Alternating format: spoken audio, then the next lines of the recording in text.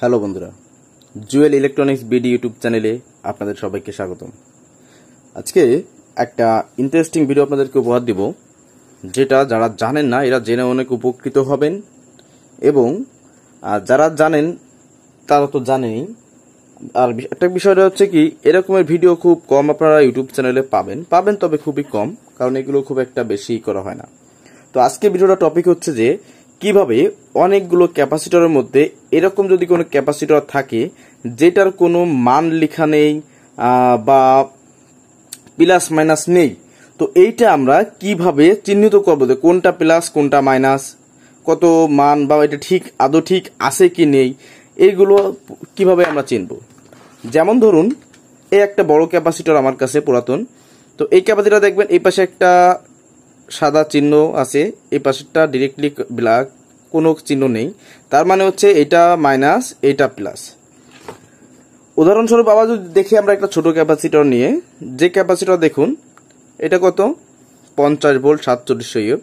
তো এই ক্যাপাসিটরের ওই আগের ক্যাপাসিটরের মতো সেম সিস্টেম। এই যে সাদা একটা দাগ দেখতে পাচ্ছেন, এটা হচ্ছে মাইনাস, এটা হচ্ছে প্লাস। অনুরূপভাবে এই ক্যাপাসিটরটা সেম তাই, এটা মাইনাস এটা প্লাস, এটা ডিসি ক্যাপাসিটরের ক্ষেত্রে কিন্তু। তো যাই হোক, এখানে যে ক্যাপাসিটরগুলো আছে সবগুলোর প্লাস মাইনাস নির্ধারণ করা আছে। এখন কথা হচ্ছে, এই যে একটি ক্যাপাসিটর দেখতে পাচ্ছেন, এটা একটি ক্যাপাসিটর। তো এই ক্যাপাসিটর তো কোনো প্লাস মাইনাস কিছু নয়, আর এটা হচ্ছে আঠার দাগ, এটা ডিরেক্টলি কোনো চিহ্ন না। তো এখন আমার কথা হচ্ছে কিভাবে এটাকে আমরা ফাইন্ড আউট করব যে এটার প্লাস কোনটা মাইনাস কোনটা, আর এটা আদৌ ঠিক আছে কিনা সেটা। তো প্রথমে আমরা একটা ডিজিটাল মাল্টিমিটার নিব।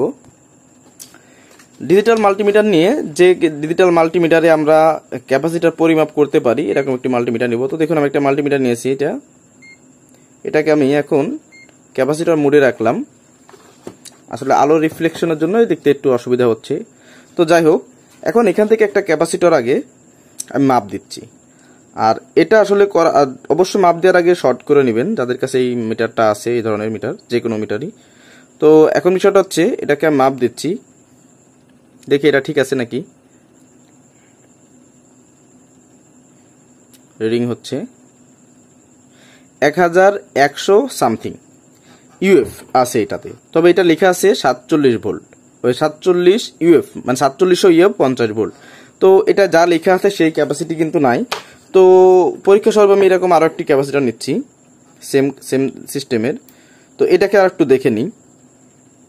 প্রথমে আমরা কি দেখবো, যেটা ঠিক আছে কিনা, তারপর হচ্ছে প্লাস মাইনাস নির্ধারণ করব। ভালো না থাকলে তো নির্ধারণ করাই যাবে না, বা ওগুলো করে লাভ নাই। তো এই ক্যাপাসিটরটা 1200 ইউএফ আছে, তাকে আমি এগুলো আর মাপলাম না। এখন আসুন মূল টপিক। এখন হচ্ছে আমি এটা মাপবো।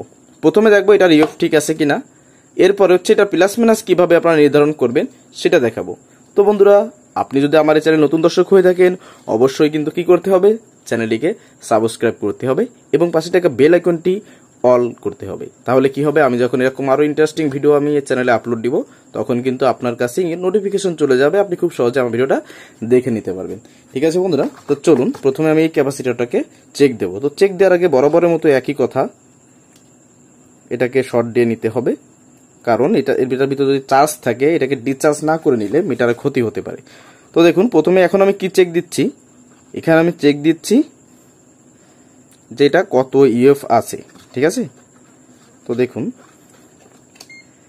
এটাকে মিটারটাকে আমি আবার রিসেট করে প্রথম থেকে শুরু করতেছি। এনএফ এখন রাখা হয়েছে। তো দেখুন এখানে একটা প্রুফ ধরলাম মিটারের, আর এখানে আর একটা প্রুফ ধরলাম। তো রিডিং হচ্ছে, দেখা যাক কি আসে।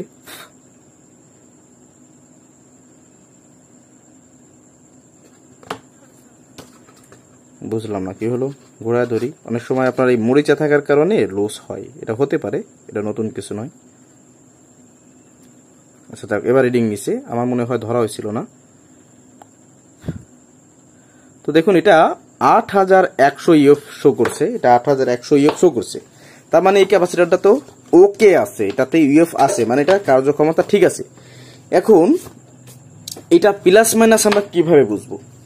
তো প্লাস মাইনাস বোঝার জন্য আপনাদের একটা কাজ করতে হবে। সেই কাজটি হলো, আপনাদেরকে একটা সিরিজ বোর্ড নিতে হবে। এরকম একটা সিরিজ বোর্ড নেবেন, নেওয়ার পরে দেখুন আমি একটা চার্জার নিচ্ছি পরীক্ষা স্বরূপ, সেটা হচ্ছে একটা 12 ভোল্ট ব্যাটারির চার্জার। তো এটা হচ্ছে ব্যাটারির চার্জার। তো এটাকে আমি এখানে দিই, হ্যাঁ এখানে দিলাম। আসলে জায়গা স্বল্পতার কারণে এখানে একটু অসুবিধা হচ্ছে আমার। তো এটাকে কি করব, আমি মাত্র 40 ওয়াট একটা সিরিজ কানেকশনে এটাকে ইন করলাম। তো দেখুন এটা জ্বলে উঠছে, হালকা সিরিজ দেখা, যদি লাইটটা অফ করি ভালো দেখতে পারবেন। ব্যাস, এখন কি করতে হবে, এই ক্যাপাসিটরটা নিতে হবে। নেওয়ার পরে যে কাজটি করতে হবে আমার, সেটা হচ্ছে এটা চিহ্নিত করার জন্য একটা মার্কার পেন আমার রাখতে হবে। এটা অবশ্যই পার্মানেন্ট কালার ভালো হবে। এটা কিন্তু একটা দেখুন এই যে আলো বাতি জ্বলছে, তার মানে এটা হচ্ছে একটা পাওয়ার সাপ্লাই, এটা ব্যাটারি চার্জার আমার। তো দেখুন এখানে এই যে জ্বলে আছে অল্প সিরিজ, তো এইটা হচ্ছে প্লাস আর এটা হচ্ছে মাইনাস তার। তো আমি প্রথমে টেস্ট করার জন্য জাস্ট এটা স্পার্ক দিব, এটা দিয়ে মানে ক্যাপাসিটরের সঙ্গে ডিরেক্ট ধরে রাখবো না। তো দেখুন আমি যে কোনো একটা প্রান্ত এই লাল তার মানে হলুদ তারটা হচ্ছে লালে লাগালাম আর নীল তারটা কালো। তো এবার দেখুন এই যে একটু লোড নিয়ে ছেড়ে দিছে, এই দেখেন। এবার এই বাল্বটা বেশি জ্বলে উঠছে। এই বাল্বটা বেশি জ্বলে ওঠার একটাই কারণ, সেটা হচ্ছে আমাদের প্লাস মাইনাস উল্টো দেওয়া হয়েছে।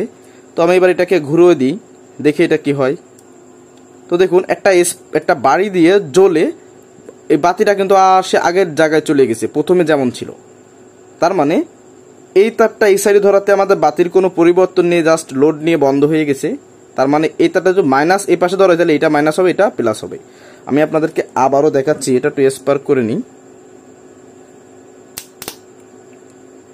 স্পার্ক হয়ে গেল।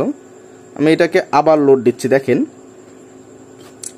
এই যে ধরলাম, এই ধরার পরে আবার এটাকে এইভাবে ধরবো, কি হলো, এটা লোড নিয়ে আবার বাতি তার আগের পজিশনে ফিরে গেছে।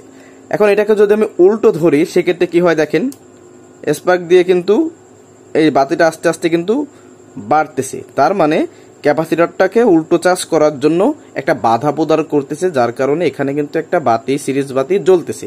তাহলে কি আমরা এখন ক্লিয়ারভাবে ধরে নিতে পারি কি, যেভাবে আমরা তাহলে একটা জিনিস ক্লিয়ার করে ধরে নিতে পারি, যেভাবে ব্যাটারির তার অথবা চার্জারের তার ক্যাপাসিটর ধরে প্লাস মাইনাস ক্যাপাসিটর ধরে আমরা এভাবে যদি লোড দিই, তো যদি দেখি যে এটা লোড নিয়ে বাতি আবার আগের জায়গায় ফিরে গেছে এবং এই ক্যাপাসিটর এরকম চার্জ হয়েছে, তাহলে আমরা বুঝতে পারবো যে পাশে আমাদের লাল তার ছিল ওইটা হচ্ছে ক্যাপাসিটর লাল, আর যে পাশে আমাদের কালো তার ছিল ওইটা হচ্ছে ক্যাপাসিটরের কালো।